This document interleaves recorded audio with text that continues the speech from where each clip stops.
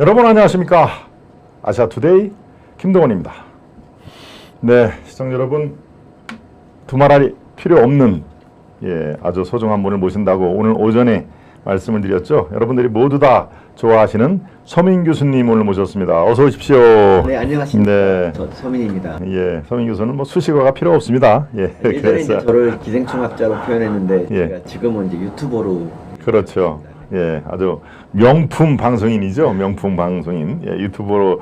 유튜버라는 세 글자로는 조금 부족하고요. 이런 의대 출신의 의대 교수이면서도 사회 현상에 아주 깊이 들여다보는. 요즘에 어떻게 보내셨습니까? 우리 시청자 여러분이 근황을 굉장히 궁금하시는 분이 많을 텐데, 최근에 근황이라든가 이런 것들을 미남 교수님 나오셨네요. 하하, 박대박이님이 하는데 저거 동의하시죠? 요새는 이제 제가 하는 말보다 외모를 언급해 주시면서 칭찬하는 분이 더 많아졌고요. 네. 이제 처음에는 좀 어색했는데 네. 이제 익숙해졌습니다. 그러니까 역시 노력한 만큼 이 보상을 받는 것 같습니다. 그렇군요. 여러분들께서 미남 교수란 말이 이제 전혀 이렇게 섣부르지 않다는 거를 우리 성 교수님이 증명해 줬습니다. 앞으로 미남 교수님 많이 불러주시길 바랍니다.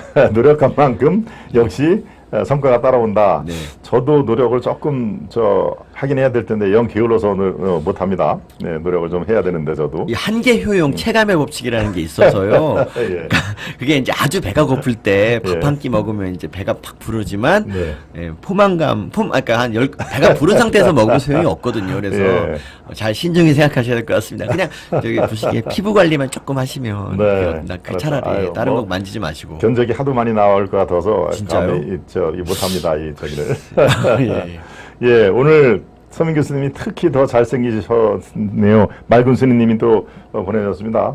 늘 아주 썩 인품이 괜찮을 뿐더러 이렇게 또 외모까지 그러시니까 대한민국 최고의 의대 교수 아닌가 모르겠습니다. 그러니까 제가 처음부터 이 얼굴로 유튜브에 나왔으면은 뭐 별 감흥이 없었을 텐데요. 그러니까 제가 이제 그 밑바닥 얼굴로 이제 활동하다가 갑자기 이제 업그레이드 되니까 이제 사람들이 이제 감동하는 것 같습니다. 역시. 그래서. 좋습니다. 역시 노력하는 자에게 그 성과가 따라온다는 것을 다시 한번 느낍니다. 그러니까 사람은 두 번 태어나는 것 같습니다. 어떻게 두 번 다릅니까? 그냥 얼굴과 좀 고친 얼굴이 있죠. 다시 태어나는 두 번째 얼굴.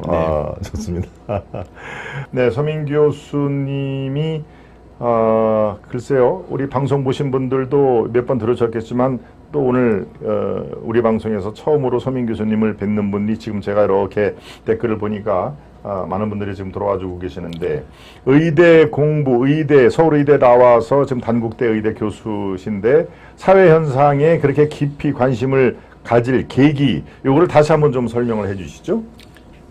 97년, 그러니까 제가 97년까지는 제가 사회에 대해서 무관심하게 살았습니다. 97년부터 김일성이 죽어도 뭐 그냥 그런가 보다 생각하고 정권 교체에 대해서도 큰 관심이 없었는데 그 이제 97년부터, 그러니까 제가 96년에 책을 한 권 냈습니다. 마테우스라고 마침내 태어난 우리의 스타라는 책을 썼거든요. 그 책은 제 흑역사입니다. 흑역사. 그러니까 책을 나무가 아까운 책이었고요. 그 책을 내고 나서 이제 부끄러워서 이제 글을 잘 쓰기 위해서 이것저것 책을 읽다가 이제 정치 사회 관련 책을 읽었어요. 이제 저 스승님 같은 분이 강준만 교수고요. 전북대. 그분 책을 읽으면서 이제 이렇게 좀 정치에 대해서 좀 관심을 갖게 됐습니다. 근데 그때 좀 아쉬웠던 게 이 강준만 교수가 추천해 주신 이제 다른 저자들이 뭐 진중권, 유시민 같은 다 좌파들이었어요. 그래서 저도 이제 알게 모르게 이 좌파에 좀 세뇌가 됐고, 그래서 오랫동안 좌파에 부역하다가 이제 다행히 그 조국 사태 당시 이제 그때 그 내로남불에 질려서 이제 그때 전환을 했습니다. 사실 뭐 말이 그렇지, 근데 사실 그 전부터 이 좌파라는 게 이 몸에 좀 안 맞는 옷이라는 생각을 조금씩 하면서도 그래도 이제 보수를 거학이라고 항상 좌파는 상정하거든요. 그렇기 때문에 그냥 아무리 나빠도 저기보단 좋을 거야라는 그런 마음 때문에 제가 탈출을 못했어요. 지금 생각하면 후회됩니다. 진작에 탈출할 걸. 그렇군요. 우리 맑은 스님님이 김건희 여사에는 성형 얼굴이라고 생 난리치더구만. 서민 교수님에게는 암만 안 하네. 라이벌이 없습니까? 좌파들이 이제 서민 교수님한테는 얘기를 못하죠.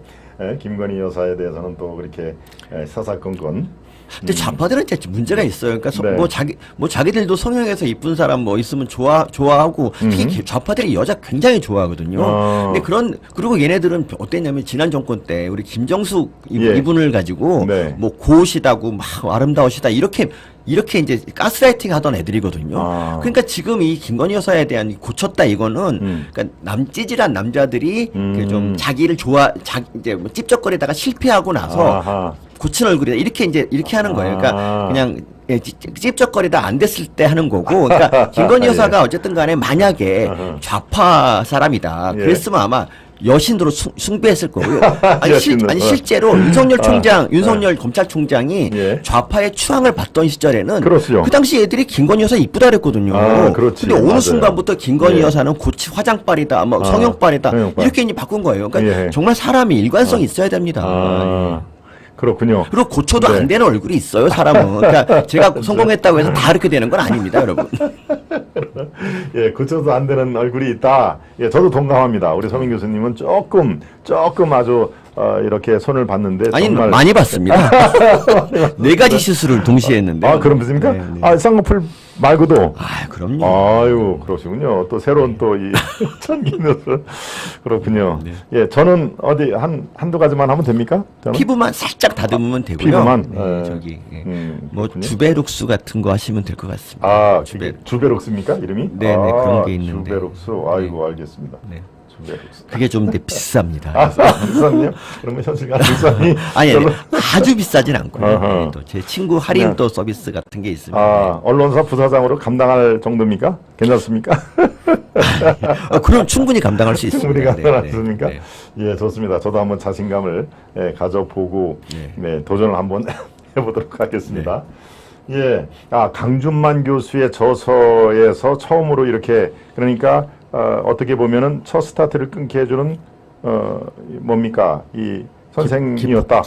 선생님, 스승님이었고요. 스승님이었다. 근데 나중에서 이제 강준만 교수님이 좀 만나뵐 기회가 있었는데, 그때 이제 굉장히 반가웠습니다. 예, 그렇군요. 지금 아마 전북대 교수 명예 은퇴하셨죠? 그리고 여전히 왕성한 활동하고 그렇죠. 있고요. 지필일은 뭐 그분을 따라갈 부분은 별로 없는데 지금 최근에 저는 지필한 거를 쭉 리뷰해 보지는 못했습니다만은 어떻습니까? 약간 이분도 왼쪽에 있다가 중도 정도로는 이렇게 클릭을 좀 옮겼나요? 어떻습니까? 그분은 이제 노빠들한테 일단 먼저 학을 뗐고요. 일단 옛날 노사모 당시에. 노사모 거기서. 당시에. 그리고 그 다음에도 이제 계속 균형 잡힌 그런 그렇죠. 글을 쓰셨고 네. 지금은 완전히 조국 사태 이후에는 좌파를 비판하고 있어요. 그러니까 이분이야말로 진짜 진정한 학자 뭐 이런 분이죠. 그러니까 최근에 쓴 책이 MBC 흑역사입니다.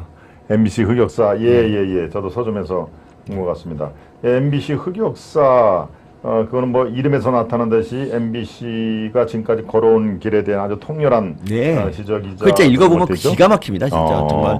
그러니까 저도 뭐 많이 아는 것도 있지만 정말 읽다 보면 야 이것들이 인간인가 생각이 들 정도로 나쁜 놈들입니다. 네. 진짜. 아마 이분이 손석희 관련 책도 썼죠? 손석희 관련. 이분은 뭐 언급하지 않은 제목이 뭔지 저도 그걸 읽었습니다만은. 네, 그렇군요. 강준만 교수 책을 제가 다시 꺼내서 한번 읽어보는 그런 계기로 삼겠습니다.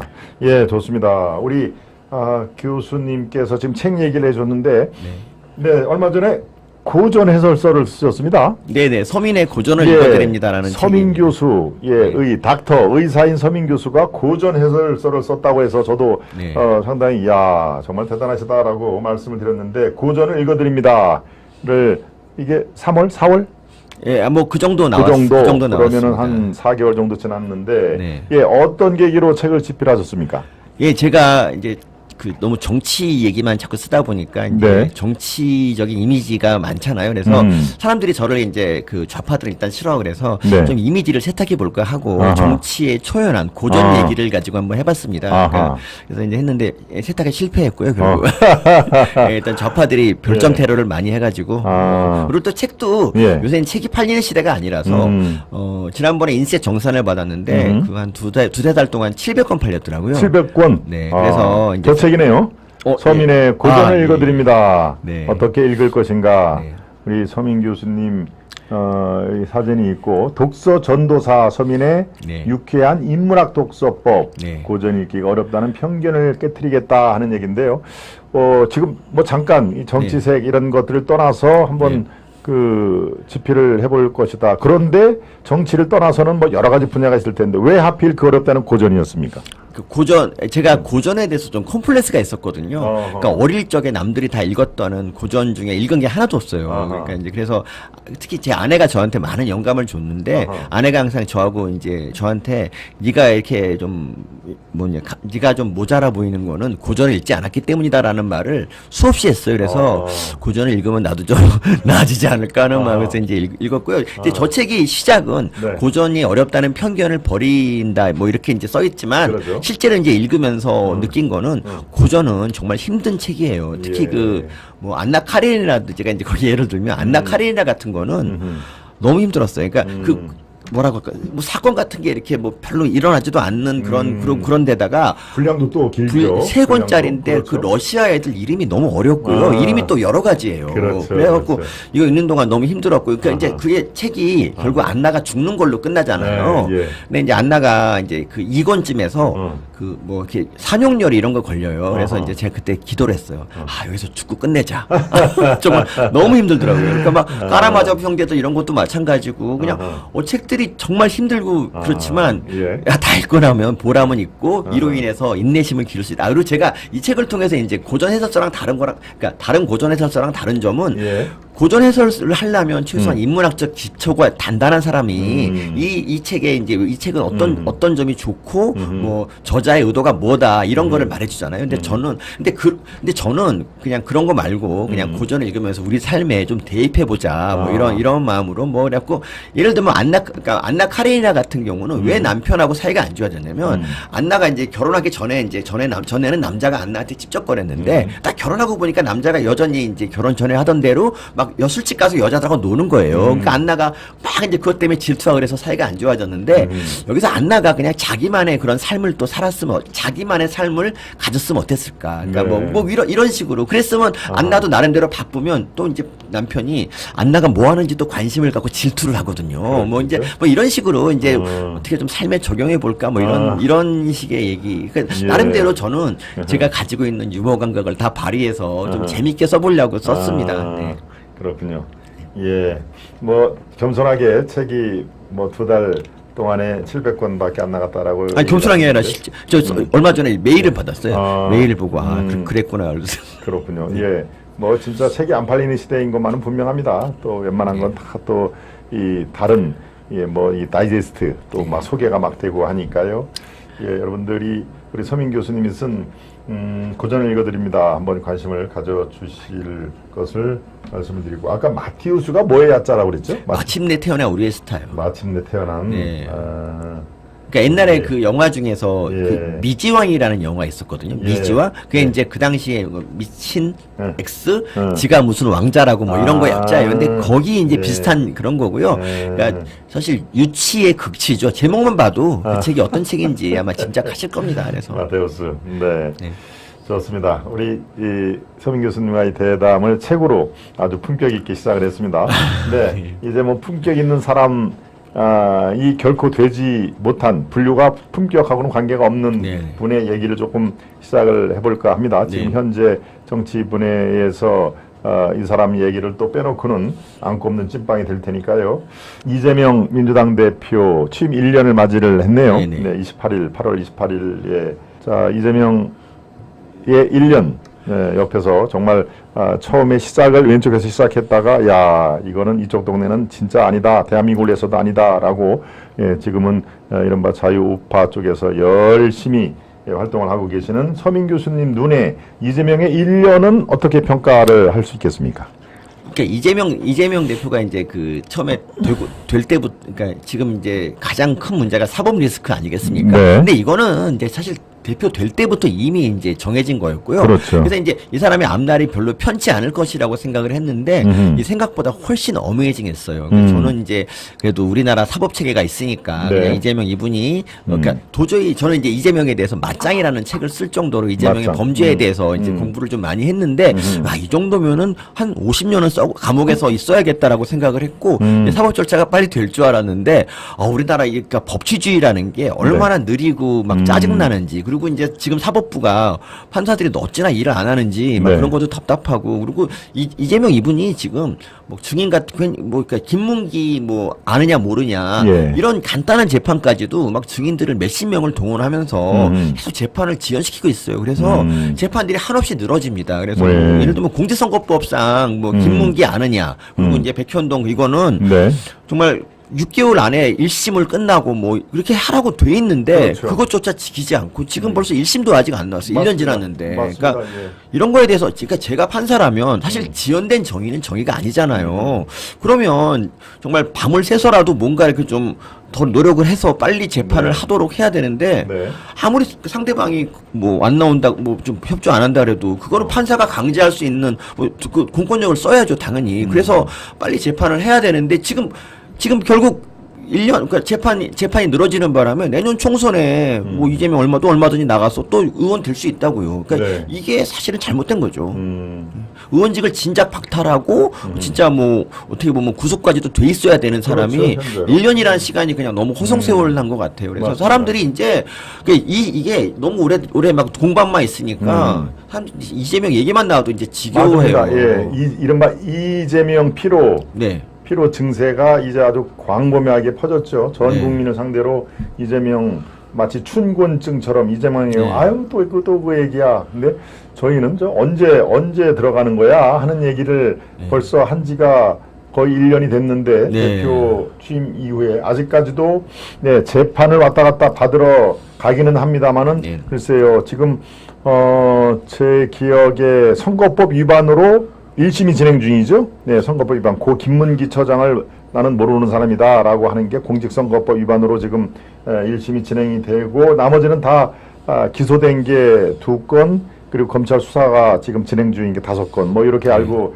있습니다만은 이재명 1년을 그렇게 평가를 해 주셨군요. 이른바 이재명 피로증이 너무 광범위하게 펴졌다.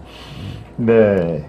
지금 아니 그리고 네. 그 피로증이 또 있는 것 중에 하나가 이제 계속 증인들을 그러니까 그 뭐라고 할까 계속 재판을 방해하는 느낌이 막 들지 않습니까? 그러니까 예를 들어서 네. 뭐 이번에 특히 쌍방울 같은 쌍방울 대부송금 관련해서 진짜 네. 우리 재판에서 정말 보기 힘든 일이 막 벌어졌잖아요. 그렇죠. 뭐 부인이 와가지고 이제 막 난리를 치고 네. 그리고 이제 그 다음에 변호사가 난리를 치고 그렇죠. 막 이런 식으로 계속 이렇게 이상한 일이 막 벌어지고 있는데 네. 정말 저는 황당한 게 어허. 뭐 박찬대라는 분이 이 과정에서 회유를 했다고 뭐 이런 얘기가 있잖아요. 그렇죠. 근데 정말 그것도 참 깝깝한 게, 그러니까 이분 말고 현근택이라는 사람이 뭐 재판 기밀을 빼돌려서 맞습니다. 이재명한테 전달하고, 맞습니다. 그러니까, 예. 그러니까 이런 식으로 예. 이재명 주변에 있는 사람들까지 전부 다 그냥 범죄자가 되는 것 같아요. 그러니까 이재명 이분이 자기 살기 위해서 자기 주변 사람들을 동원해서 계속 나쁜 짓을 하잖아요. 뭐 사실 특별 적경 같은 것도 마찬가지고 맞습니다. 진짜 예. 정말. 그러니까 이럴 수가 있을까? 자기가 옛날에 성남시장 경기도지사 시절에 벌인 일을 가지고 민주당원들을 이용해서 진짜 이렇게 정말 재판을 방해하고 자기 진짜 일신의 영달을 꾀하는 거잖아요. 근데 이런 사람이 계속 지지율 뭐 높고 계속 그 사람을 존경하는 지지하는 사람이 있고, 그러니까 저는 네. 사실 있잖아요. 법정에 이재명 들어갈 때 이재명을 외치는 그런 분들을 보면 정말 다른 세계 사람 같아요. 그러니까 나중에 몇십 년 지나서 우리나라에 이재명이라는 사람이 있었는데 네. 그 사람이 뭐 대선에서 1600만 표를 받았다. 저는 네. 이게 우리나라의 흑역사가 돼야 된다고 생각합니다. 그렇죠. 아니 그러니까 네. 사실 법인카드 의혹 그러니까 일반인 알기 쉽게 법인카드 의혹 하나만 가지고도 진짜 대선 같은 거는 출마를 못 해야 되는 사람이 그럼요. 그보다 네. 훨씬 더한 범죄를 더 몇 가지나 저지르고도 그렇죠. 일곱 여전히 건. 그냥 네. 큰 소리 치고 있고 이게 진짜 말이 이 현실 믿기지가 않습니다. 예. 그러니까 지금 자라는 아이들이 뭐 그러니까 마징가 제트 같은 걸 보고 자란 저 같은 세대는 네. 이재명 같은 사람이 똥똥거리면서 살고 이러는 거를 전 도저히 이해할 수가 없어요. 이런 현상이. 맞습니다. 예, 마징가 제트까지 얘기가 나왔네요. 정말 아니 도대체 마징가 제트는 뭐 한다는 거야? 저 안 잡아가고 하는 얘기가 있습니다. 예, 저도 마징가 제트를 보고 자란 세대로서 네. 예, 어딘가에 있을 마징가 제트 빨리 좀 예, 대한민국에 출연을 해서 누구누구 좀 잡아갔으면 좋겠다 하는 얘기를 합니다. 네, 많은 분들이 지금 속속들이 들어와주고 계십니다. 예. 서민 교수님 지금 나라가 나라라고 생각하십니까? 우리 도라지꽃님이 말씀해 주셨는데요. 이 답변을 해주시죠. 지금 대한민국이 나라라고 생각하십니까? 라는 답변이 좋습니다. 뭐 다 아시다시피 문재인 정권 때 너무 나라가 망가졌고, 그러니까 좌파들이 그 사이에 뭐 진짜 이 나라를 완전 장악하고 있었잖아요. 네. 그거를 지금 이제 윤석열 대통령이 진짜 다시 이렇게 세우고 있는 과정이라고 봅니다. 그리고 한동훈 장관도 진짜 맹활약하시지만 진짜 그래서 근데 여기서 이제 국민의힘이 네. 조금 힘을 내서 좀 뭘 해야 돼요. 그러니까 예를 들면 지금 이제 어떤 시기냐면 네. 맨날 이제 그 전국 주도권을 야당이 쥐고 있어요. 그러니까 원래 국민의힘이 줘야 되는데 네. 그 야당이 뭔가 이제 뭐 양평 고속도로 의혹을 제기하면 국민의힘은 거기 또 해명하느라고 그렇죠. 바쁘고 네, 네. 그 사이 얘네들은 또 다른 의혹으로 옮겨가고 뭐 그러고 네. 계속 이렇게 뺑뺑이 돌면서 진짜 1년이라는 시간이 지난 것 같아요. 그러니까 뭐 예. 청담도 의혹 같은 것도 그렇지만 정말 그러니까 저는 이해가 안 가는 게 청담도 그런 술자리 같은 그런 거짓말을 한 사람들이 왜 아직도 저렇게 그러니까 계속 그렇죠. 왜 네. 처벌을 안 받는지 제대로 그러니까 이런 위험비험한 제대로 처벌이 돼도 얘네들이 함부로 말을 못 할 텐데 그냥 계속 거짓말하고 뭐 양평 사실 양평 의혹 같은 거는 안진걸이라는 그 사람이 안진걸 이제 예. 참여연대 있었다가 지금 이상한 거 하는 그 민생 그렇죠. 경제 그 사람이 이제 한 거거든요. 근데 그것도 정말 황당한 게 뭐냐 이렇게 말해요. 그 사람이 이제 예. 6월 10일 날 한 말인데 아하. 이제 그 뭐 양평 땅에 윤석열 이분이 이제 개입을 했으면 예. 그건 진짜 탄핵감이다. 그리고 개입을 안 했어도 이거는 탄핵감이다. 이렇게 말을 하는 거예요. 이게 무슨 말입니까? 개입을 안 했어도 천문학적 이익을 봤다는데 천문학적 이익을 안 봤잖아요. 이거 일단 허위 사실이잖아요. 그렇죠. 그러니까 예. 이런 것들이 왜 저는 정말 그대로 그냥 네. 정말 이런 사람들이 별탈 없이 잘 사니까 계속 위험비원 난무하고 진짜 그렇죠. 정말 저는 있잖아요. 그러니까 이 사람들 특징이 뭐냐면 그러니까 저랑 이제 같이 일하는 네. 장해찬이라는 친구가 있어요. 장해찬. 예. 최고 요새 뭐 네. 패널로 맹활약 중인 그렇죠. 그런 분인데 여기도 몇 번 나왔습니다. 아, 네, 그렇구나. 예, 예. 그 장해찬 친구가 지난번에 유튜브 도중에 이제 네. 슈퍼챗을 슈퍼챗을 받았거든요. 아하. 그러니까 이제 모르고 이제 슈퍼챗을 받았는데 어. 그 정치 자금법상 이게 이제 원래 받으면 안 된대요. 그래서 아. 이제 선관위 관련해서 이제 뭐 이렇게 합의해갖고 뭐 그냥 이제 앞으로 안 그러겠다고 관계를 이제 일을 일단락 지었거든요. 아. 그런데 이제 경향신문이 그냥 그거를 대대적으로 보도하고 사람들이 이 장해찬한테 불법 정치 자금의 프레임을 씌워요. 근데 그 기사를 다 읽어봐도 그 사실 기사 31만 원의 슈퍼챗에서 이제 받은 건데 31만 원. 근데 그 돈으로 받으면 이제 19만 원쯤 될 건데 아. 그 얘기를 안 하고 마치 막 부정한 정치 자금을 받은 것처럼 그렇게 딱지를 붙이고 그럼 이제 앞으로 장해찬이 어디 나올 때마다 애들이 댓글로 달아요. 그렇지. 불법 정치 자금 받은 놈. 아. 뭐 이런 식으로 프레임을 딱 씌워요. 그러니까 한동훈 장관도 마찬가지인 게 한동훈 장관도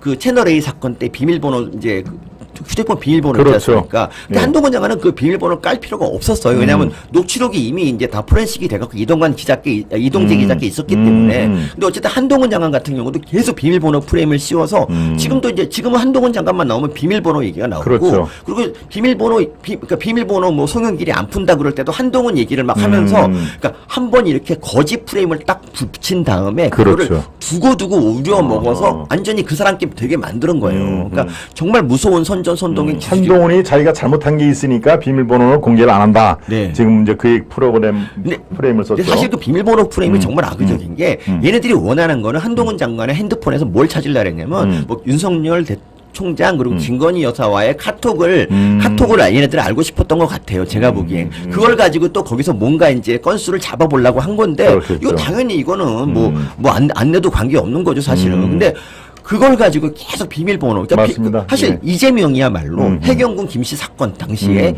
그 휴대폰이 분명히 이재명 자택에서 켜주고 막 그랬는데 불구하고 그렇죠. 자기 게 아니다. 휴대폰 자기 못 낸다. 이래갖고 휴대폰을 안 낸 사람이 이재명이에요. 맞습니다.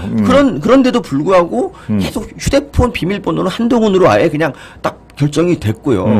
그러니까 이런 식으로 계속 그러니까 뭐 정치적으로 좀 중요한 사람에게 이게 딱지를 붙여서 그 사람을 갖다 이렇게 무력화시키려고 하는 게 바로 좌파들의 전술입니다. 근데 이런 거 보고 제가 옆에서 보니까 정말 학을 떼겠더라고요. 아니 지금 장해찬 최고는 참고로 국회의원도 아니고 그냥 아직 최고위원 정도밖에 안 되는 사람인데 더구나 청년 정치인이고 이 청년 정치인한테 어떤 특정 좌파 신문이 이렇게 붙어가지고 이렇게까지 괴롭히고 고소고발도 몇 건을 당하고 이러는 경우가 있나요? 이재명도 심지어 이재명 대표도 장해찬을 언급하고 막 뭐 그렇게 할 정도로 뭐 그러니까 이걸 보면 정말 얘네들은 무서운 애들이다. 그러니까 이재명이 쟤 죽여 그러면 그냥 모두 우르르 그냥 몰려가서 그 사람을 죽이려고 하는 뭐 그런 게 지금 있어요. 이제 개딸의 행태가 하나씩 지금 국민들의 분노를 사는 그런 과정으로 저는 보고 있습니다. 네, 지금 말씀에 지금 이재명의 어떤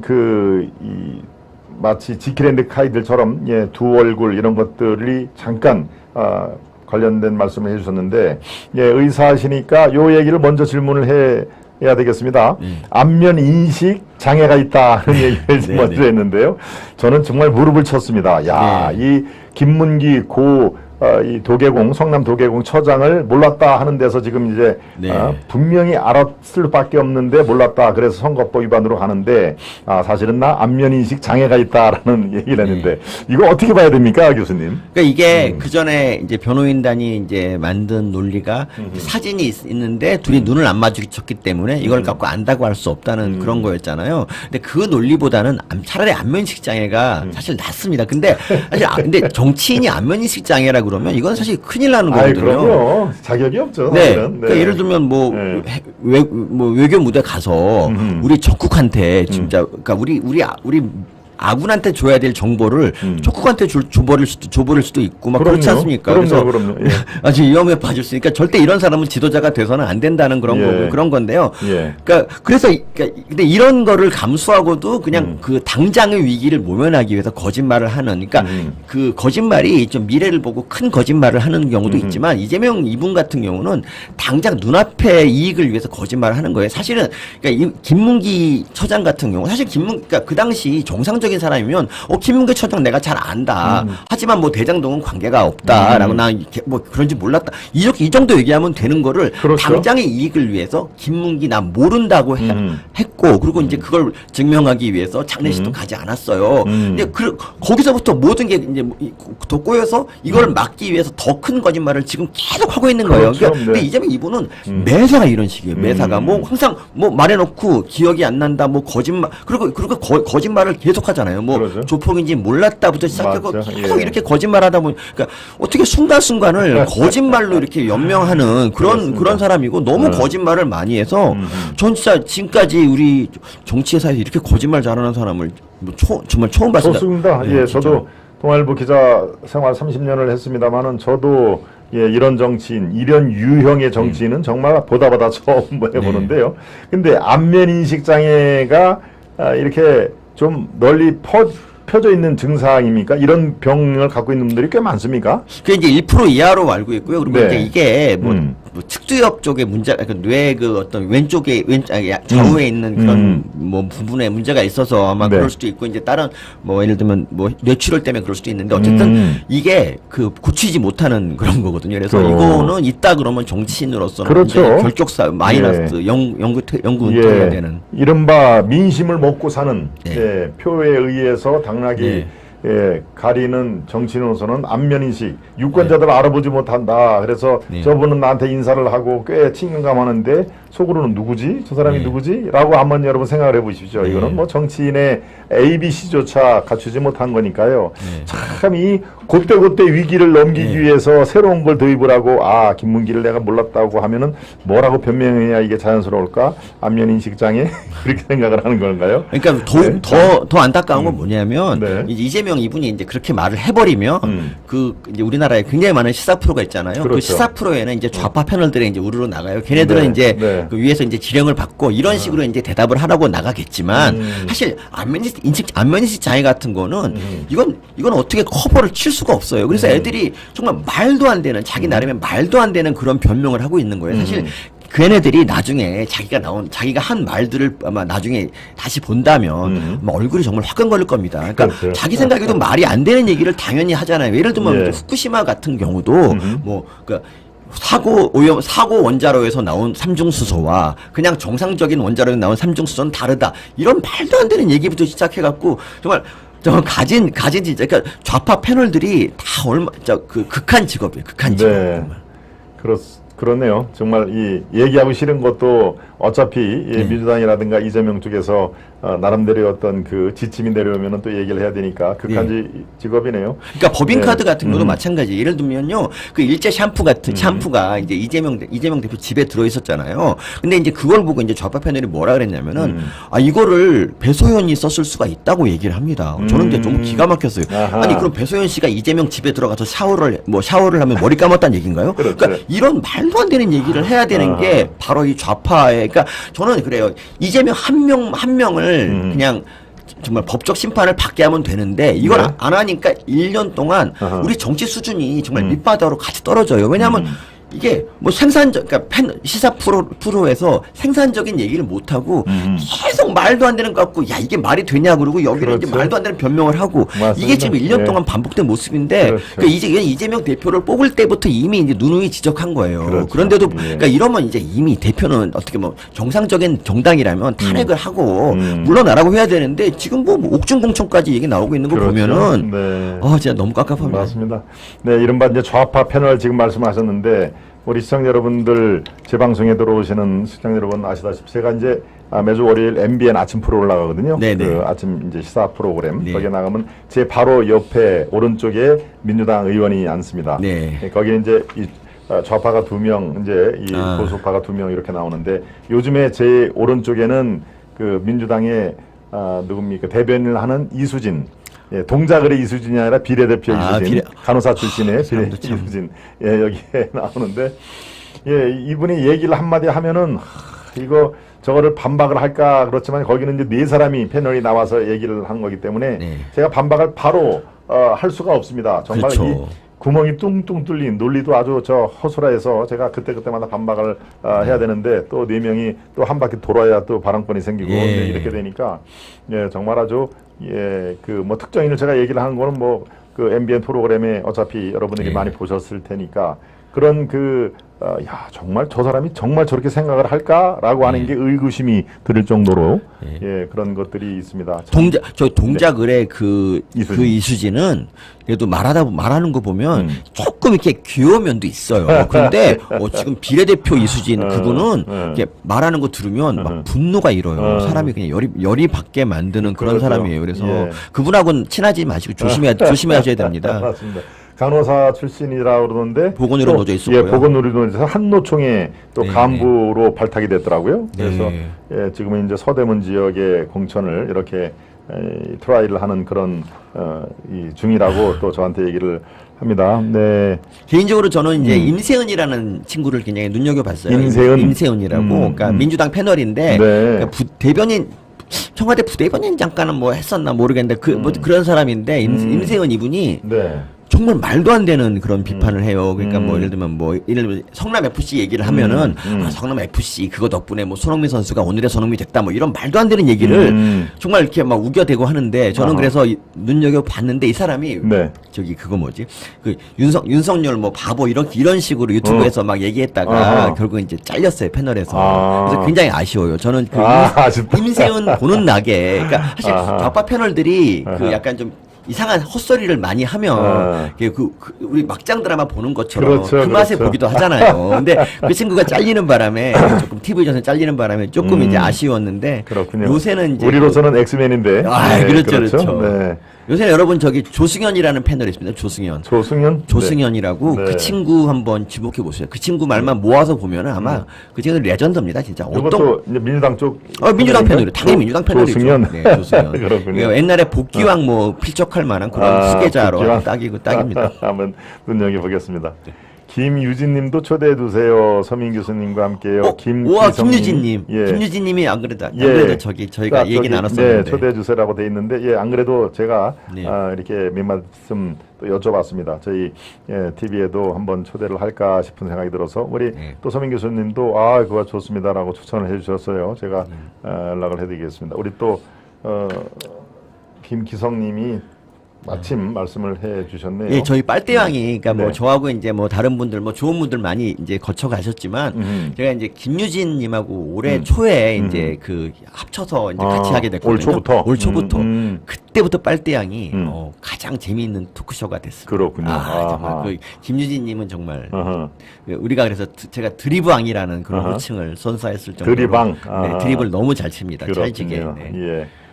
모리타카님, 수노리님, 김기성님, 요시다님, 예. 요시다님이 계십니까? 예, 요시다리님이 계십니다. 제 닉네임 중에 하나인데. 그런가요? 예. 요시다리님. 제 댓글 읽어주셔서 감사합니다. 우리 김기성님. 네, 아이고 감사하긴요. 기생충 박사님, 공룡 환생 응원합니다. 저건 뭐 무슨 얘기입니까? 공룡 환생? 기생충이 공룡 환생이 됐다.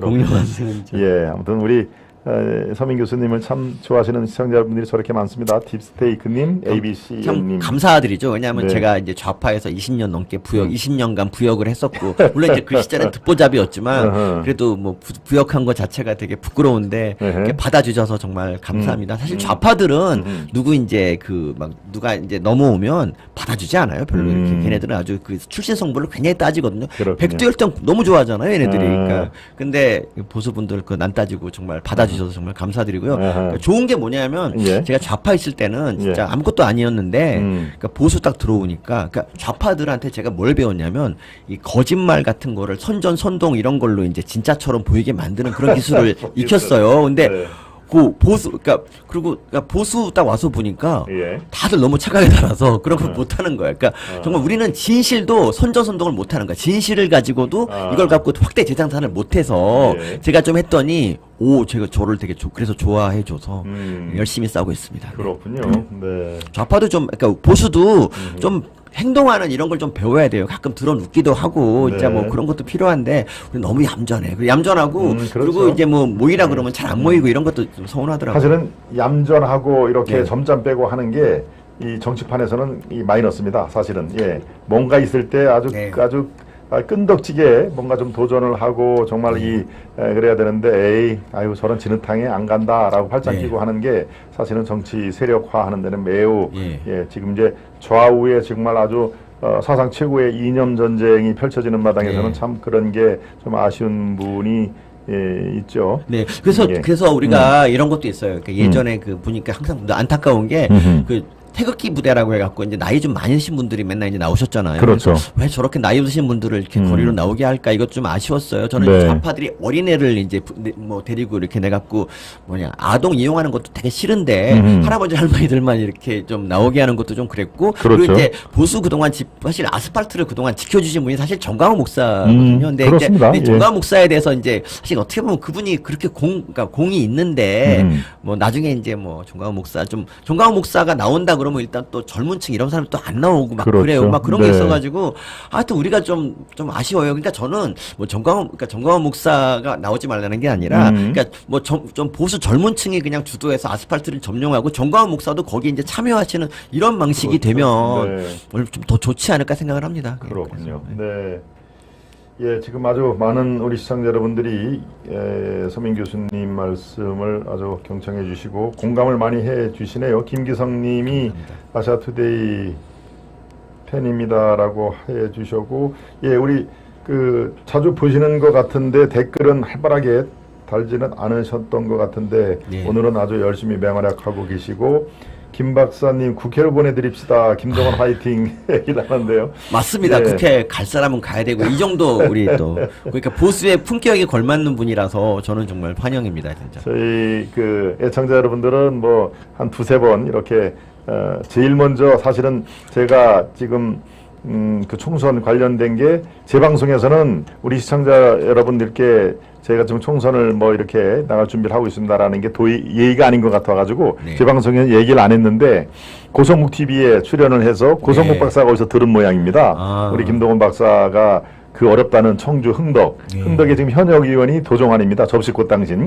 네, 접시꽃 당신을 이렇게 잡으러 김동원 박사가 청주 흥덕으로 출마를 한다는데 사실입니까? 라고 이제 물어보는 게 그래서 이제 제가 거기서 나름대로 성심껏 얘기를 했는데 그래서 사실은 타 방송에서 먼저 얘기가 되고 또 제 방송에서 열심히 저를 이렇게 응원해 주시는 분들에게 뭐 총선 출마 얘기하는 거 물론 뭐 이제 때가 무르익으면은 보고를 드리려고 했는데 한 달 보름 전에 고성국 박사가 자기 구성 TV에서 먼저 천기를 누설을 해가지고 그래서 우리 시청자 여러분들도 이제 제가 조금씩의 어떤 팁을 드렸죠. 예, 맞습니다. 청주 흥덕에서 지금 나름대로 준비를 하고 있습니다. 그렇지만 아직은 뭐 아주 최종 확정된 건 아닙니다. 뭐 이제 이런 얘기를 제가 드려서 그래서 청주의 그 흥덕에는 지금 여러분들이 관심을 가지셨으니까요. 여러분 저기 주민등록증 좀 등록 좀 옮겨주시고요 청주로.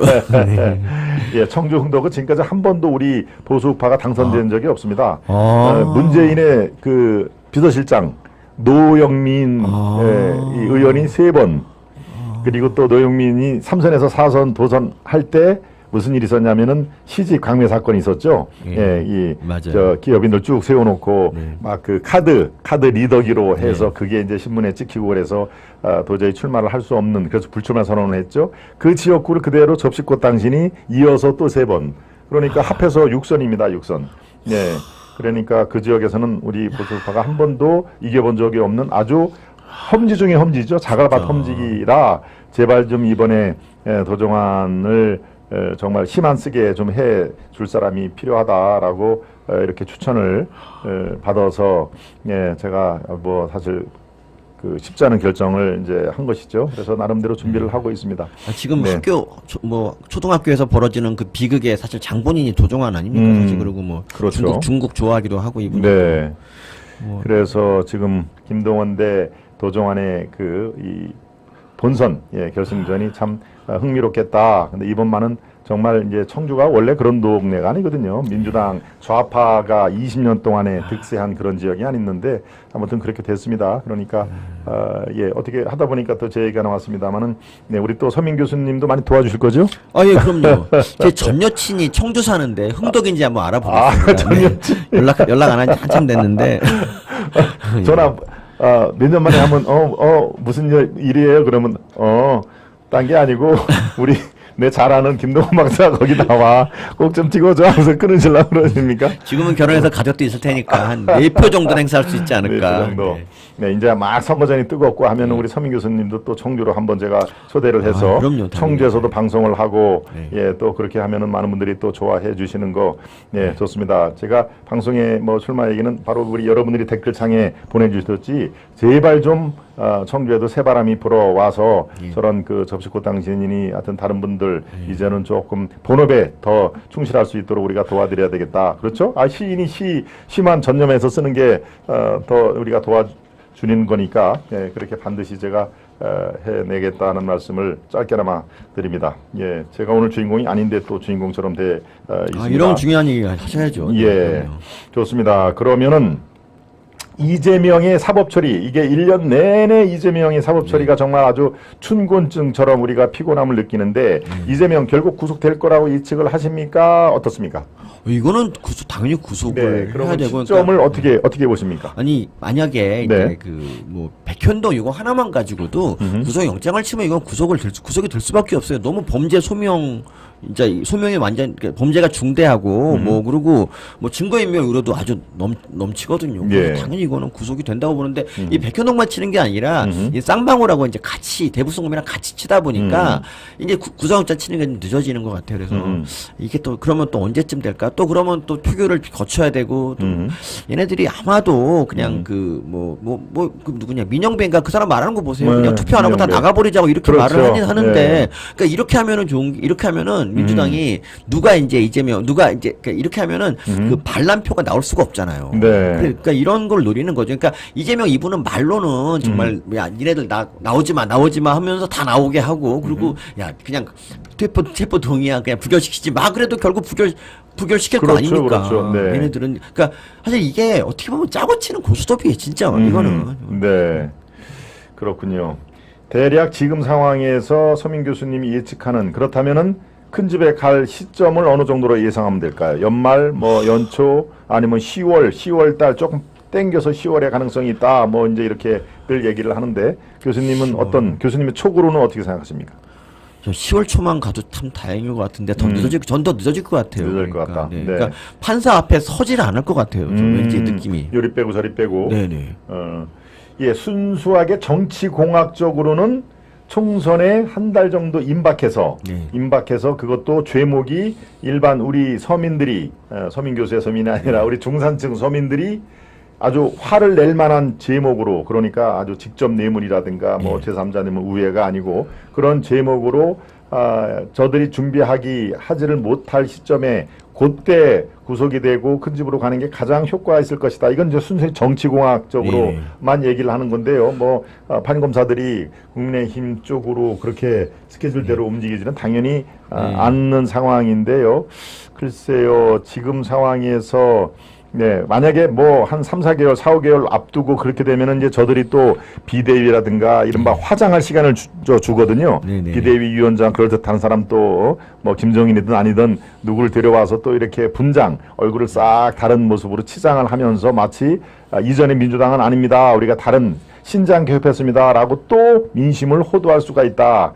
그런 그 틈을 안 주기 위해서는 총선에 임박해서 한 달 남짓 임박해서 정말 비대위를 잡는 게 정치공학으로는 제일 좋다라는 그런 뭐 그 평이 있습니다. 네. 근데 그렇다고 하더라도 이제 뭐 사법에 정치공학 이런 거 하지 말고 그냥 저는 구속시킬 수 있을 때 빨리 구속시키는 게 좋겠습니다. 그렇죠. 그러니까 일단 정의의 실현이라는 게 제일 중요하고 그러니까 국민 뭐 총선 이기는 것도 물론 이제 중요하지만 일단 정의구현이 제일 너무 시급하고 너무 그러니까 지금 진작 100번도 구속됐어야 될 사람이기 때문에 뭐 지금도 너무 늦었다고 봅니다. 진짜 빨리 됐으면 좋겠습니다.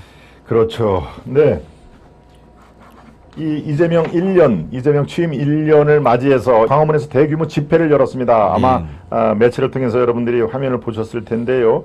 일본의 오염 처리수 반대 민주당 지금 이 화면이 나오네요. 가장 가운데 앉아 있는 사람이 여러분들이 피곤함을 느끼는 바로 그 얼굴입니다. 또 그 뒤에 저 왼쪽에 김민석이 보이는군요. 김민석이 보이고 후쿠시마 오염수 투기 철회하라라는 그 팻말을 들고 있는데 전체적으로 한번 사진을 봐주십시오. 뒤에 뭐 의원들이 이렇게 수두룩합니다. 옆에 박광원 대표, 그 옆에 정청래, 그 옆에 우원식. 그런데 그 왼쪽으로 두 번째를 보면은요, 저 사람이 바로 7, 8년 전에 그 광우병 선도할 때도 마찬가지로 앞장을 선 사람입니다. 박서군이라고. 그런데 7, 8년 뒤에 또 저렇게 똑같은, 뭐, 변하지도 않습니다. 이번에 광우병 대신에 후쿠시마 오염수, 이른바 좌파 시민단체 거의 뭐라고 본인은 아마 대보라고 생각을 하는데요. 이 정치인들 몇몇만 조금 바뀌었지 그대로 제2광우병 사태의 재판이다라고 볼 수가 있는 것이죠. 네, 맞습니다. 뭐 어차피 좌파 시민단체의 목표는 항상 대통령 끌어내리고 이제 뭐 탄핵하고 이런 게 목표이기 때문에 뭐 건수만 있으면 다 달라드는 거고요. 그러니까 또 시민단체가 또 뭐 개수는 많아도 다 그놈이 그래갖고 그런데 어쨌든 저는 이번에 그 방류 반대하는 저 집회가 되게 좀 어이없는 게 그러니까 이게 전무님도 이사님도 아시겠지만 이게 결정된 게 2021년이거든요. 그러니까 2021년에 그렇게 하겠다고 얘기하고 미국이 지지하고 IAEA가 그때도 그럼 그렇게 하라고 동의를 해줬어요. 그리고 우리 정부도 그 당시에 뭐 어차피 주권 문제니까 어쩔 수 없다라고 했습니다. 그러니까 사실 그러니까 이런 와중에 주권 국가의 결정을 우리가 어떻게 할 수 없는 거예요. 우리가 뭐 말로는 뭐 그때 문재인 이분이 이렇게 말했거든요. 그냥 뭐 국제사법재판소 한번 뭐 거기 항의하겠다. 그리고 대사 불러서 이게 전부예요. 그러니까 뭐 더 할 수 있는 게 없었단 말이죠. 그러니까 근데 정말 반대를 하고 싶다면 그때 했어야죠. 그때 정말 들불처럼 그때는 국민의힘도 반대할 때 국민의힘도 약간 반대 기류였기 때문에 민주당이나 국민의힘 손잡고 정말 뭐 예를 들면 북한에 그러니까 일본에다가 뭐 미사일을 안 쏘겠다 이렇게 협박할 수도 있는 문제입니다. 근데 그렇게 안 했잖아요. 그리고 결국 그 2년 동안 일본은 어떻게 했냐면 이제 타이저 해저에 터널 만들고 그다음에 이제 뭐 IAEA 검증 받고 온갖 준비를 정말 돈을 마음껏 들여서 지금 이제 방류를 하겠다고 이제 하고 방류를 한 거잖아요. 근데 이제 와서 막는 거는 좀 말이 안 되죠. 처음 방류 발표한 게 2021년 4월인데. 그렇죠. 그 당시에 네. 못한 거를 지금 어떻게 합니까? 근데 정말 그 당시에 아무것도 한 게 없는 문재인 이분이 지금 뭐라 하냐면은 네. 나는 반대했다라고 얘기하는데 정말 자기가 반대를 했다면은 그러면 그 당시 외교부 장관 정의용인가 그 사람 네, 있잖아요. 정의용. 네. 그러니까 강경화나 정의용이 모두 어쩔 수 없다고 그냥 묵인한다고 얘기했으면 그 사람을 경지라든지 이런 제스처를 취했어야죠. 그리고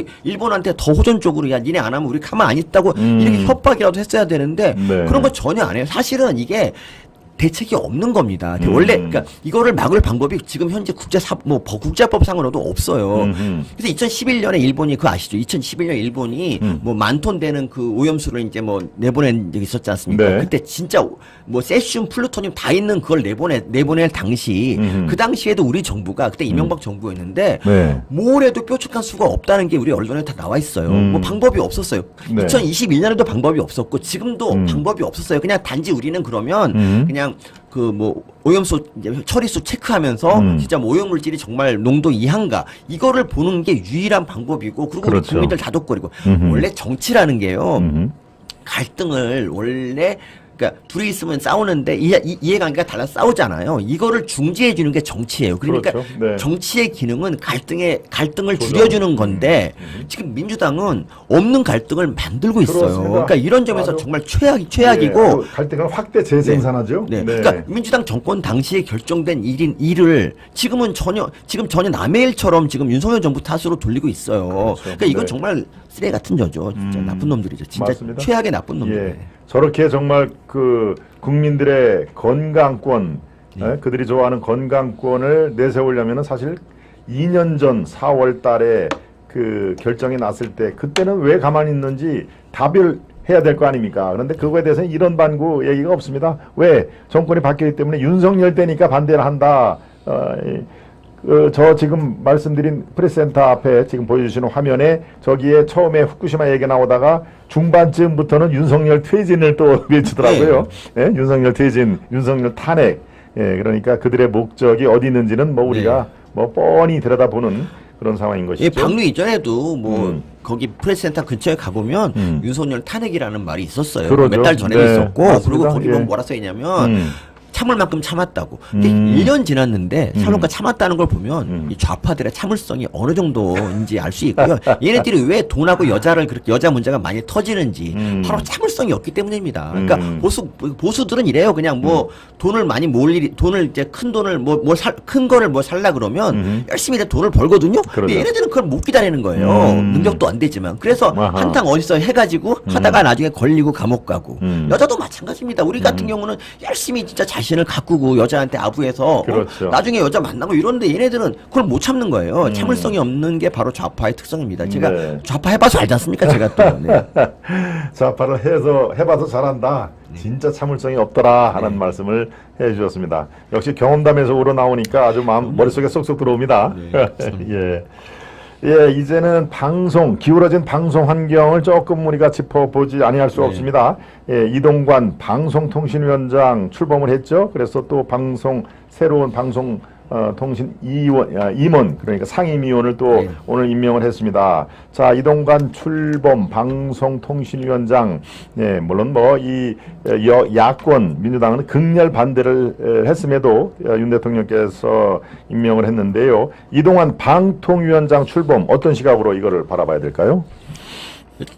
그러니까 이동관 이분에 대해서 좌파들이 막 극렬히 반대하지 않습니까? 그렇죠. 뭐 몇 달 전부터 학폭 얘기 막 그렇습니다. 위헌비화 퍼뜨리면서 네. 막 이제 선동을 했는데, 근데 그러니까 그건 뭐냐면요, 그만큼 이동관 이분이 무섭다는 얘기예요. 그러니까 사실 이동관 이분은 지금 보수에서 그 방통위원장을 할 수 있는 거의 유일한 인물이 아닐까 생각이 들어요. 왜냐하면 일단 능력도 있고 그리고 그 자신의 철학을 구현할 수 있는 그런 결단력 이런 것도 있기 때문에 사실 또 당적도 없어야 되잖아요. 그렇기 때문에 이동관 이분이 아니면 안 된다. 그러니까 어떻게 보면 또 뭐 MB 때 사람을 또 쓰는 거가 거에 대한 부담도 있겠지만 지금 기울어진 그러니까 이 기울어진 정도가 거의 70도 80도라서 도저히 이거는 역전이 안 되는 이런 기울어짐 이거를 만약에 예. 바로 잡을 사람은 이동관밖에 없고요. 그러니까 어떻게 보면 이건 이동관 이분이 사실 어떻게 보면 이분도 진짜 뭐 어디 총선 뭐 나가서 국회의원 딱 되고 이러면 훨씬 더 안락한 생활을 할 수 있잖아요. 그런데도 불구하고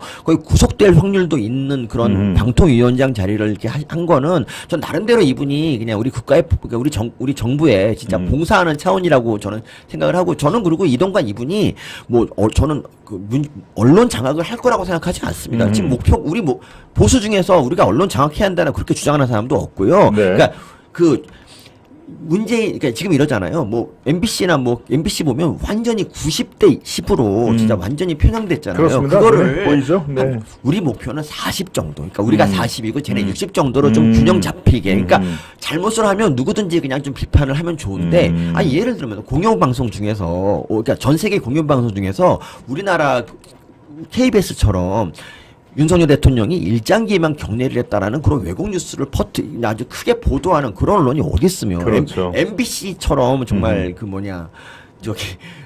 사석에서 한 말을 확대 재생산해 갖고 뭐 백악관에다 메일 보내서 야 니네 나라 대통령 욕했다 이렇게 얘기하는 그런 공영방송이 세상에 어디 있습니까? 이거는 뭐 다른 나라 같으면 정상적이라면 이게 방송국이 없어져야 되는 네. 그런 사안입니다. 그런데도 불구하고 지금 그런 MBC를 바로잡는 게 언론 장악이라고 얘기를 하고 있다는 게 참 어이가 없고요. 그리고 문재인 정권 당시에 뭐 이사님도 아시겠지만 언론 장악 문건을 통해서 노조랑 뭐 정권이 짜고 진짜 방송을 KBS, MBC 다 장악했잖아요.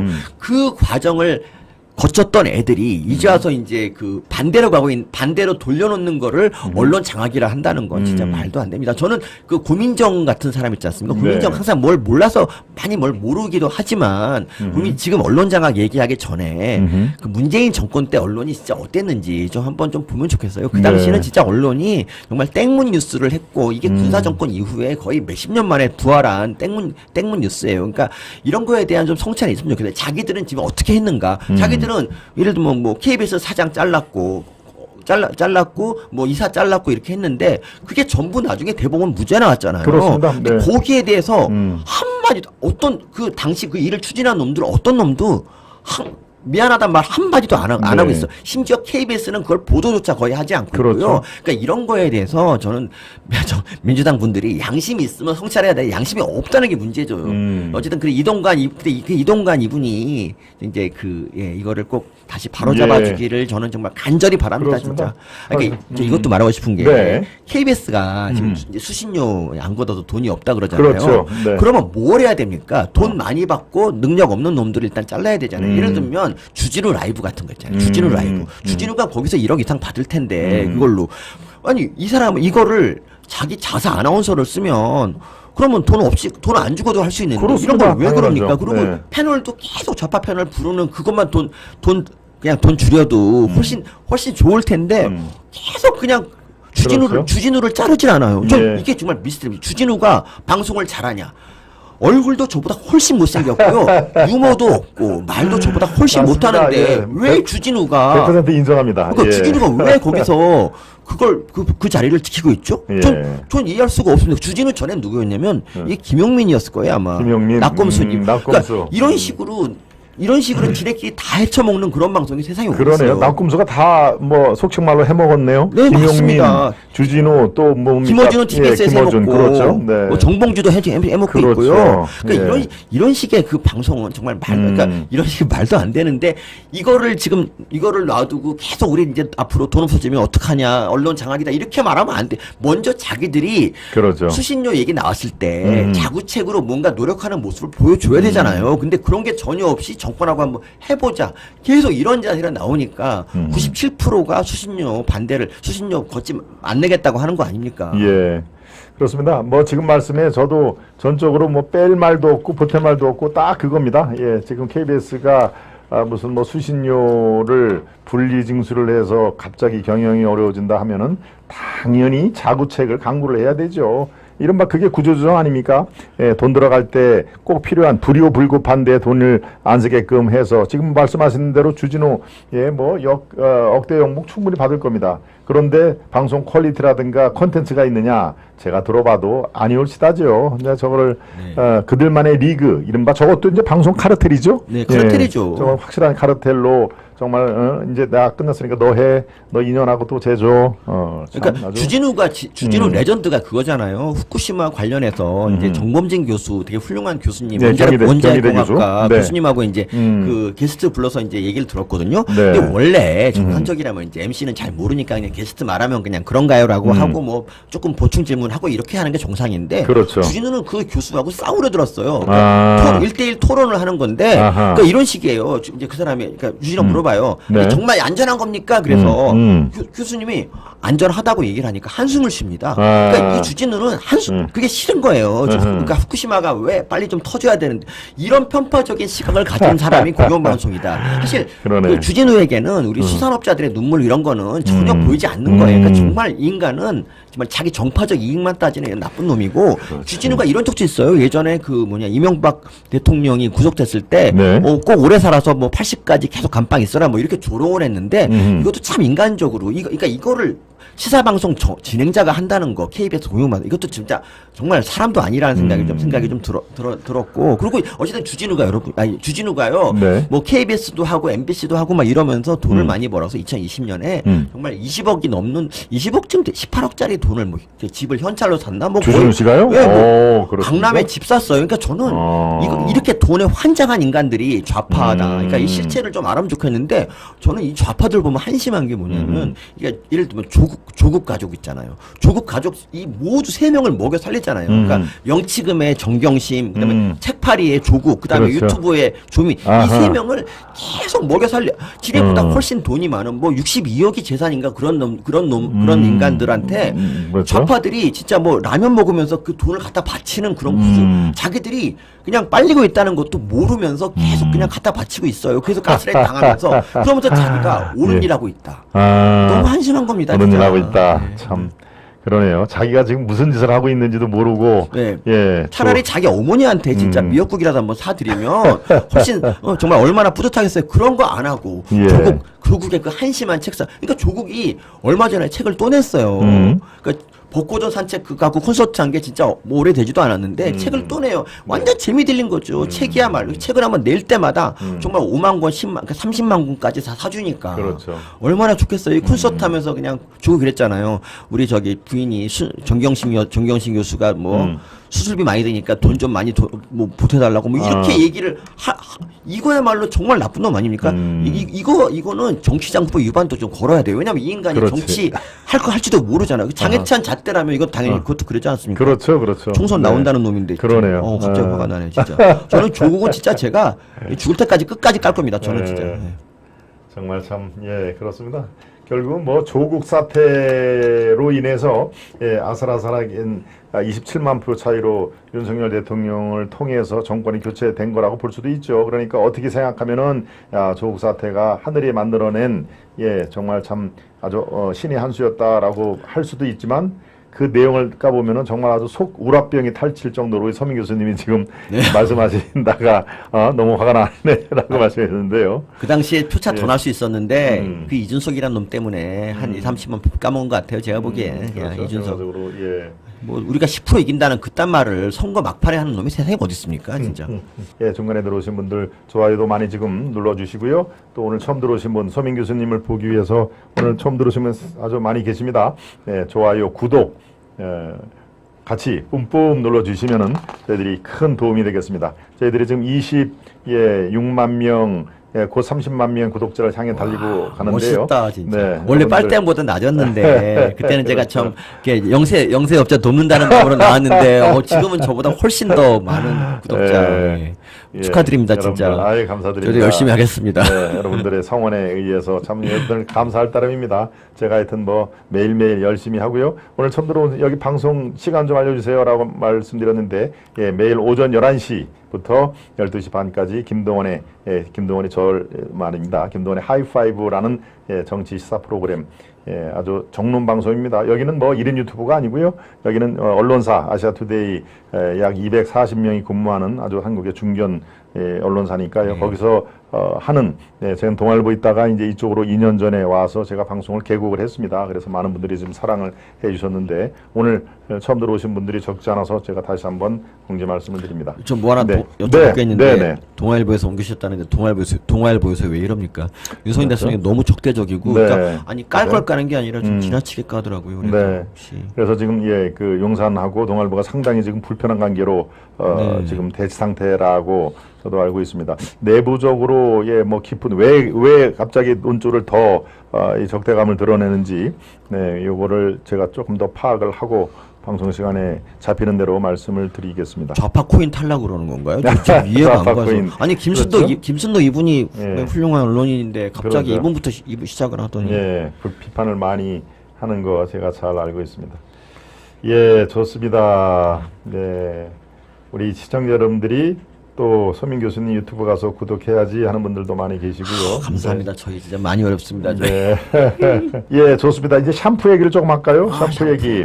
이재명의 일제 샴푸 그것도 거기서 자기 돈으로 자기가 사면 아무 문제가 안 됩니다. 일제 샴푸든 뭐 미제 샴푸든 그거야 뭘 자기가 돈 주고 사는데 뭐가 문제가 되겠습니다만은 그래도 대한민국의 7급 공무원 성남시 공무원을 성남도 아니고 저 청담동 가서 사오라고 시킨 것이 그분이 얼마나 참 슬펐겠습니까? 꼭꼭 그 가슴에 한으로 남다가 최근에 국민권익위원회에 제보를 했습니다. 이런 것도 좀 조사를 해주세요. 내가 정말 아주 그 당시에 눈물을 흘리면서 청담동에 가서 샴푸를 사온 사람입니다. 라고 얘기를 했는데요. 자, 이재명과 일제 샴푸 이거 어떻게 봐야 됩니까? 그러니까 이 제보자가 그러니까 이제 뭐 시사 프로 보면은 이 제보자가 갑자기 이걸 제보한 거에 대해서 뭐 이제 음모론을 제기하는 게 이제 좌파들의 지정인가 봐요. 계속 그 얘기만 하던데 그러니까 이거예요. 그러니까 저기 이 법카 의혹은 당연히 이재명의 묵인 하에 벌어진 일이고 이재명도 거기 동참했는데 왜 이분에 대해서는 조사를 하지 않느냐 그거에 대한 항의의 표시로 이제 이 제보자가 이제 새로 이제 의혹을 이제 터트린 거거든요.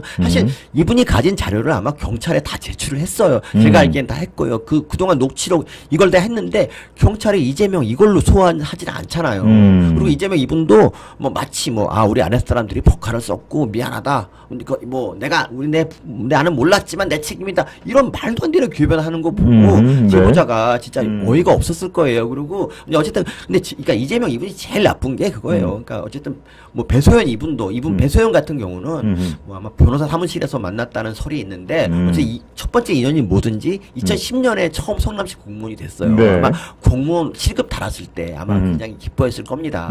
드디어 내가 이재명 백으로 이제 공무원 됐구나. 그렇죠. 그런데 그 다음 한 일이 뭐냐면 김혜경을 갖다 모시는 일이 전부예요. 이 10년 거의 8년 동안 이걸 모셨어요. 김혜경을. 그러니까 얼마나 현타가 왔겠습니까? 본인도 내 공무원들. 그러니까 사실 이 직장이라는 게 그래요. 그러니까 공무원 생활을 한다 그러면 어쨌든 중요한 업무를 해내고 이걸 통해서 인정을 받고 승진하고 뭐 이런 게 이제 공무원 이런 거 다른 사람하고 어울리면서 이제 고민도 하고 이러는 과정이 배소에는 없습니다. 실제로 성남시청에는 김혜경 이름만 있지 업무를 한 흔적이 전혀 없잖아요. 외국어도 못하는데 외국인 담당이라고 써 있었거든요. 근데 나중에 그리고 이제 7급 공무원이 들어왔어요. 7급 공무원도 아마 똑같은 생각 했을 겁니다. 계약직으로 이제 들어와서 뭐 한다 그러는데 알고 보니까 김혜경 모시는 거고 그리고 5급, 그러니까 5급의 명을 받아서 배소연의 명을 받아 김혜경 모시는 이게 얼마나 자기 짜증이 났을까요? 저는 이 사람이 이 녹취를 하기 시작한 거는 아마 진짜 이게 이런 말도 안 되는 상황에 대해서 언젠가 이제 터트릴 마음이 있었던 것 같아요. 제가 보기에. 그래서 이걸 하게 되니까 저는 이 샴푸 이것도 되게 중요하지만 그 공무원을 갖다 사적으로 이렇게 이용하고 나중에 둘이나 자기 마누라 뒤치다거리를 하라고 하는 거는 이건 도저히 이거는 공직자가 하지 말아야 될 거예요. 그러니까 대권을 노리는 사람이라면은 더더욱 이건 말도 안 되는 짓이에요. 만약에 윤석열 대통령이 뭐 검찰에 있는 직원을 김건희 여사 수발들게 했다. 이거는 대통령 못 됩니다. 우리 보수들은 그런 거 있으면 안 찍어요. 맞습니다. 근데 이런 일이 있는데도 이재명이 1,600만 표를 얻었다는 것 자체가 진짜 되게 말도 안 되고요. 그리고 이제 샴푸 얘기를 했었으니까 말씀드리자면 이제 이재명 그 샴푸가 비싼 샴푸인 이유가 치료를 겸한 샴푸거든요. 치료. 네, 그러니까 탈모. 이게 탈모에 좀 도움이 된다는 건데 이재명 머리를 보니까 실제로 이제 탈모가 좀 있어요. 원형 탈모 이런 게 있는데 이게 왜 그러냐면은 시시각각 이제 그 구속에 이제 그러니까 뭐 2018년만 해도 그때 이미 대장동을 했고 네. 범죄를 여러 저질렀잖아요. 그래서 그런 범죄를 저지르면 남은 몰라도 자신을 알죠. 내가 이제 범죄자고 곧 잡혀갈지도 모른다는 불안감 때문에 계속 이제 스트레스를 받고 머리가 빠지는 겁니다. 그렇죠. 이런 거의 해결책은 사실 샴푸 비싼 게 소용이 없어요. 이게 아니라 빨리 구속되는 겁니다. 구속이 되고 나면 예. 이제 마음은 편해져요. 몸은 좀 불편할지 몰라도 마음이 편하다고요. 그래서 탈모도 이제 더 이제 멈추게 되는데 그냥 빨리 그냥 자수해서 광명 찾는 게 저는 샴푸보다 훨씬 더 중요한 일이라고 생각합니다. 그렇군요. 예, 청담동 가서 공무원 고생시키지 말고 그렇습니다. 또 비싼 일본산 샴푸 쓰지 말고 그냥 모든 것을 내려놓고 큰 집에 가서 좀 휴양을 하면은 이게 다 그게 제1의 탈모 치료제다. 예, 아주 예, 역시 명의답죠. 예, 우리 교수님 명의답습니다. 예, 그래서 너는 이재명이 나오는 TV를 보면 꺼버립니다라고 이다원님 말씀해 주셨네요. 네. 그러니까, 예. 그러니까 이재명 이분이 그 지금 어쨌든 당 대표고 정치인이고 정치인은 어쨌든 그러니까 국회의원이고 국민을 대리해서 지금 정치를 하는 거잖아요. 그렇죠. 그런데 그 기자들을 대하는 태도를 보면 좀 너무 지나치죠. 그래서 그러니까 기자들이 이제 한동훈 장관을 보면 기자들이 물어보면 그냥 하던 일을 멈추고 기자한테 그냥 최선을 다해서 시간을 할애하잖아요. 그렇죠. 근데 네. 이재명을 보면은 항상 걸어가는 와중에 질문을 받고 그리고 대부분은 또 점점점이에요. 맞습니다. 그리고 예. 뭐 동문서답하고 이게 도대체 이게 정말 국회의원의 자세인가? 이러면 안 되죠. 그러니까 이것만 갖고도 비판받아야 되고 내용은 더더욱 비판을 받아야 기자가 약간의 좀 까칠한 질문을 하면은 그 예의 아주 시니컬한 표정을 하게 지는 거 네. 여러분들 아마 숱하게 보셨을 겁니다. 예. 2018년 경기도지사 됐을 때 MBC 기자의 질문을 안 받겠다고 이어폰을 빼버리던 그렇죠. 장면이 있잖아요. 그리고 네, 이거 맞습니다. 커트라고 하면서 그런 장면을 만약에 윤석열 대통령이 있으면 아마 좌파들이 24시간 내내 이걸 틀면서 대통령이 독재할 스타일이다, 결정사를 이렇게 했을 겁니다. 예. 근데 이 모든 거를 이런 윤석열 대통령이면 당선 안 됐을 거를 한 5만 7천 가지 정도를 이재명이 다 갖고 있는데도 불구하고 여전히 대선 후보. 자, 계속 말씀드리지만 이게 나랍니까, 네. 여러분 진짜. 정말 한심합니다, 한심해요. 그렇습니다. 예. 진짜 좀 아까 말씀하신 것 중에서 제 뇌리에 확 꽂히는 게 만약에 이 롤플레이 역할을 바꾸어서 저렇게 5급 공무원, 7급 공무원을 거의 시녀 다루듯이 예, 종 다루듯이 만약에 윤석열 후보가 했다면 그게 보도가 됐다면 예, 이 이른바 보수파 진영 사람들이 윤석열을 찍었을 것인가?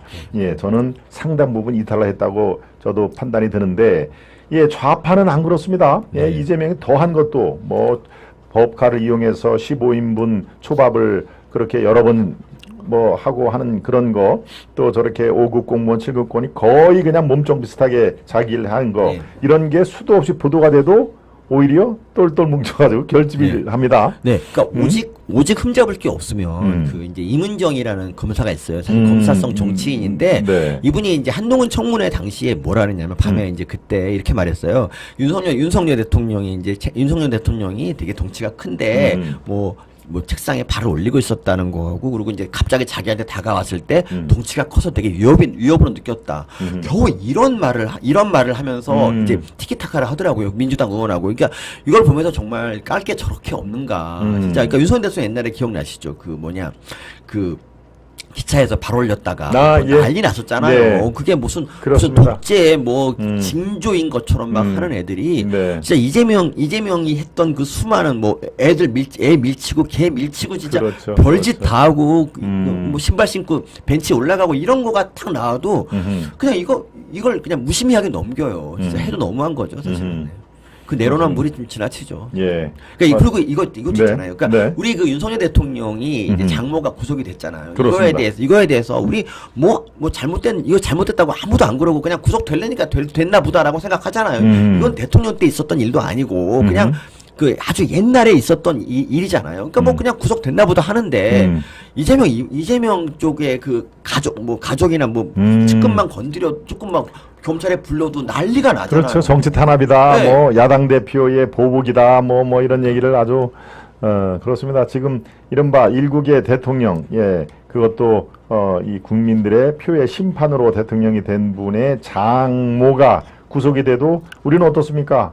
잘못한 일, 이른바 본인이 뭐 실수였건 아무튼 현행법에 위법이 되니까 구속이 됐다. 뭐 마땅하다고 생각하는 분들이 당연한 거 아닙니까? 대한민국은 사실 법치국가고 죄형 법정주의 모든 데는 다 법에 정해진 대로 간 것이기 때문에 우리로서는 그게 한등에 이상할 게 없죠. 만약에 역전이 됐으면은 이재명의 장인이나 장모를 구속시켰다 그러면은 난리 나죠, 아마 진짜. 정말 대한민국이 수십 번 들썩들썩 할 정도의 그런 소요가 있을 걸로 저는 그게 왜 그렇습니까? 뇌의 구조 차이입니까? 좌우 뇌의 어떻게 봐야 됩니까? 달라도 너무 다른 그런 현상이 벌어지는데 사람의 문제입니까? 이념의 문제입니까? 어떻게 봐야 됩니까? 이거는 그 좌파들이 그 뇌가 없기 때문이고요. 그러니까 그렇게 해도 지지를 하니까 별짓 다 하는 거죠. 사실 문재인 이분도 자기가 그러니까 40%의 고정 지지층이 있으면 하고 싶은 거 다 할 수 있어요. 어차피 그렇죠. 지지율은 40%니까. 그렇죠. 그러니까 그렇죠. 근데 보수는 어떠냐면 보수는 예를 들어서 문재인 이분이 이제 남북 정상회담 하고 이제 나중에 그 참 잘 나갔을 때 지지율이 거의 90% 육박했거든요. 그러니까 그건 뭐냐면 문재인을 안 찍은 사람도 이제 지지했다는 얘기잖아요. 그렇겠죠. 그런데 윤석열 대통령의 지지율은 50%가 만점이에요. 그 이상 되질 않아요. 왜냐하면 윤석열 안 찍은 좌파들은 아무리 잘하는 일, 뭐 한미일 동맹을 하고 뭘 하건 안 찍어요. 일단 지지를 안 해. 그러니까 50점이 만점이 되게 불리한 싸움이죠. 거기서 50점에서 조금만 그리고 보수들은 아주 까다로워서 뭐 인사 실패, 뭐 말 실수 한 번 하면은 지지를 철회해 버리거든요. 그래서 20% 나오는 겁니다. 그러니까 보수의 이 까다로운 지지 때문에 어떻게 보면 보수 대통령은 정신을 차리고 잘할 수밖에 없어요. 그렇죠. 근데 네. 좌파는 무지성 지지가 당장은 좋아 보이지만 결국 자기 자신을 죽이는 결과가 된다는 걸 이재명이 잘 보여주고 있죠. 그렇습니다. 예, 지금 당장은 자기들 세력에 유리한 것 같아도 어차피 시간이 지나면 부메랑처럼 돌아온다. 그것이 자기들의 목을 칠 수 있는 무서운 칼이 숨겨져 있는 것을 그들은 아직도 모르는 것 같다. 예. 아니 그리고 좌파들 진짜 신기한 게요. 네. 아직도 그 조민 표창장 위조가 조작이라고 생각합니다. 그렇죠. 정말 대법원 판결까지 났는데도 진짜 이거는 정말 이쯤 되면 종교죠. 예, 정말 정치 탄압으로 생각해가지고 저 표총장도 그 당시에 적폐 수사를 하는 그런 세력들, 그런 검사들이 조작이었다 하는 얘기를 제 주위에도 좌파들이 있는데요. 정말 그들은 인정을 안 합니다. 그건 분명히 조작된 거라고 생각을 합니다. 그러면 이제 더 이상 이제 대화가 진척이 안 되죠, 이제. 그렇습니다. 참 정말 아주 우리가 같은 한 지붕 한 하늘을 짊어지고 사는 세상에 이렇게 많이 차이가 난다 하는 얘기를 하고 있는데요. 최근 이슈 하나 더 짚어지고 방송을 마무리하도록 하겠습니다. 자우림의 김윤아. 김윤아가 글쎄요, 노래는 뭐 많은 사람들이 좋아할지는 몰라도 일본 오염수 지옥 그리고 뭡니까 레스트 인 피스 RIP 지옥 지구 전 지구 사람들이 이제 곧 영면할 것이다. 곧 오염수 먹고 건강을 상해서 모두 돌아가실 것이다. 라고 하는 그런 거를 써서 상당히 파장을 빚고 있습니다. 네, 지금 저 얘기죠. 오늘 같은 날 지옥에 대해 생각한다. 정말 좀 저렇게 얘기를 했는데, 연예인들이 이제 서서히 기어나오고 있습니다. 마치 광우병 파동 때처럼 약 40명의 연예인들이 기어나와서 선전산동에 앞장선 자기들이 선전산동에 이용당하는 것도 아마 모를 정도인데 그것을 태연하게 이제 김윤아 아마 뭐 노래 좋아하시는 분들은 얼굴 보면 알 텐데요. 자, 이건 서민 교수님 시각에는 어떻게 비췄습니까? 그러니까 MBC 같은 경우가 딱 그건데 MBC가 이제 조국을 이제 옹호하면서 조국 방송을 하면서 갑자기 살아났거든요. 그러니까 그 전까지 시청률이 안 나오던 게 개딸들의 지지만 받아도 이거는 충분히 먹고 살 수 있다는 거예요. 그래서 MBC가 그저 이제 부활했는데 저는 좌파 연예인도 마찬가지입니다. 그러니까 우리나라에서 이 개념 연예인이라는 게 있어요. 개념 연예인. 뭐 갑자기 영화 시사회 때 박근혜 나와라고 외치는 그런 놈들을 우리가 이제 개념 연예인이라고 부르는데 이 개념이라는 거는 좌파 개념이거든요. 그리고 이 개념 연예인만 되면은 좌파들이 아낌없는 응원을 해줍니다. 그렇기 때문에 리아 같이 한물간 사람도 정말 이런 퍼포먼스를 하면은 얼마든지 이제 다시 조명이 될 수 있고요. 김규라 같은 경우도 사실 뭐 매스컴에 거의 그동안 나올 일이 없었잖아요. 최근 10년간은. 그랬는데, 그렇죠. 네. 그, 이제 갑자기 이제 이거 덕분에 지금 뭐 핫하게 됐고, 얼마나 자기 자신 아마 되게 좋을 거예요. 뭐 이러잖아요. 이분들 몰려왔다고 되게 좋아하는 거 보면서 그냥 이거는 그냥 뭐 한번 떠보려고 하는 건데, 그러니까 좀 아쉬운 게 뭐냐면, 그 연예인이 되게 무식하다는 이미지가 있잖아요. 근데 그러면 왜냐하면 이제 사실 연예인이 다 그런 건 아닌데 맞습니다. 연예인이 뭘 아느냐 이런 이미지가 있어요. 그러면 남들보다 더 공부를 열심히 해서 더 치밀한 논리를 가지고 뭔가를 좀 얘기하면 좋은데 그냥 디스토피아, 뭐 방사능피 뭐 이런 선동을 가지고 후쿠시마를 표현한 거는 좀 잘못됐지, 좀 너무 심하죠. 그러니까 좀 자신이 예를 들면 후쿠시마 뭐 후쿠시마를 몇 번 가보던가 아니면 시민단 뭐 가수지도 모르겠다 시민단체 뭐 활동을 함으로써 네. 후쿠시마 현실을 뭐 아는 행동 같은 게 있으면 모르겠는데 제가 네이버에 김윤아랑 후쿠시마를 찾아봤는데 네.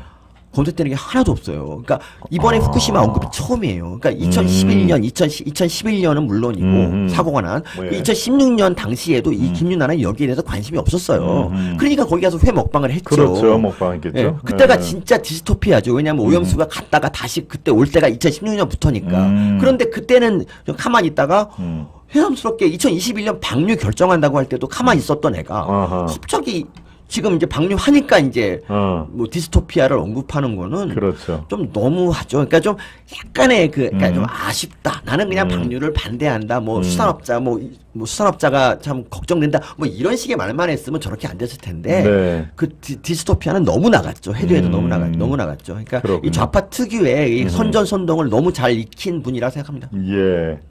그렇군요. 아까 말씀 중에 박근혜 나와라고 하는 그 연예인들이 여러분들이 정말 잘 아시는군요. 정우성이라고 저렇게 그렇죠. 여러분들이 쭉 얘기를 하고 저는 정우성 나오는 영화는 절대 안 봅니다 하는 말씀도 해주셨네요. 그러니까 그 말을 네. 그 박근혜 나와라고 할 당시가 어떤 때였냐면 그때가 네. 이제 2016년 11월인가 그랬고 아하. 그리고 그 당시에는 이미 박근혜 대통령 그러니까 탄핵을 외치는 사람들이 100만 명이 막 거리에 나왔을 때 그러니까 다시 말해서 굉장히 안전한 시기였다는 거죠. 그 원래 연예인들이 나서야 될 때는 사실은 이제 어떻게 보면 좀 더 위험할 자신이 잘릴지도 모르는 상황에서 그렇죠. 외치면 그게 진정성이 있는데 그렇습니다. 예. 정우성은 전혀 그런 게 아니었어요. 그리고 이미 사회 분위기가 완전히 네. 박근혜 탄핵 쪽으로 완전히 기운 상황에서 영화 시사회 때였죠. 박근혜 네. 나와라고 얘기를 해서 팬만, 참 아수라에 대한 팬만. 예, 그러네요. 아수라였네요. 참 마치 자기가 개념 연예인으로 어떻게 명단에 올릴까 하는 건데 참 그것 봐도 저로 참 씁쓸한요. 그러니까 그 잣대라면은 네. 지금은 이재명 들어가 이런 말을 했어야 되죠 당연히. 그리고 그 아수라는 영화가 사실 이재명이 모델이지 않습니까? 그런 생각도 좀 했어야죠. 맞습니다. 그러니까 성남시장, 예. 예. 안남시장이죠. 예. 성남시장을 빗댄 안남시장. 그러니까 자기가 영화를 무슨 영화를 찍는지 정도는 알아야 되고 그리고 거기에 그런 영화를 찍었으면 뭔가 좀 자기들 현타가 와야 되는데 여전히 정성은 그냥 뭐 그런 게 없네요. 네. 그렇습니다. 참 김윤아, 자우림의 김윤아의 발언을 계기로 이른바 선전선동에 앞장섰던 연예인. 그 김윤아가 되게 아쉬운 게 뭐냐면 네. 그 정지혁인가 제가 이름이 기억이 안 나는데 예. 모험택시에 나오는 이제 조연 나오는 친구가 있어요. 어허. 그 친구가 이제 또 해산물 뭐 이제 안녕이라는 식으로 이제 글을 썼거든요. 네. 근데 그 친구가 조용히 김윤아 때문에 묻혀버렸어요. 그 친구도 한번 떠보려고 했을 텐데 그래서 그 속상해서 그 글 지워버렸잖아요. 그 정지혁인가 하는 사람한테. 자기도 떼보려고 했는데 저 그렇죠. 김윤아 꺼냈는데 완전히 묻혔군요. 그러니까 광우병 때 사실 김규리라는 연예인이 얼마나 유명했습니까? 별로 예. 안 유명했습니다. 그렇습니다. 근데 그렇습니다. 그걸로 해서 예. 그냥 떴잖아요. 그냥 어쨌든 그 참에 한번 떠볼 마음이 있었는데 김윤아한테 많이 묻혔어요. 그러니까 좀 묻혔다. 김윤아가 좀 예. 챙겨주면 좋겠습니다. 그렇군요. 네, 이런 이른바 선전선동의 발언을 하더라도 타이밍이 중요한데, 저렇게 김윤아가 먼저 선점을 딱 해버리니까, 그러니까요. 타이밍을 놓쳤군요. 네.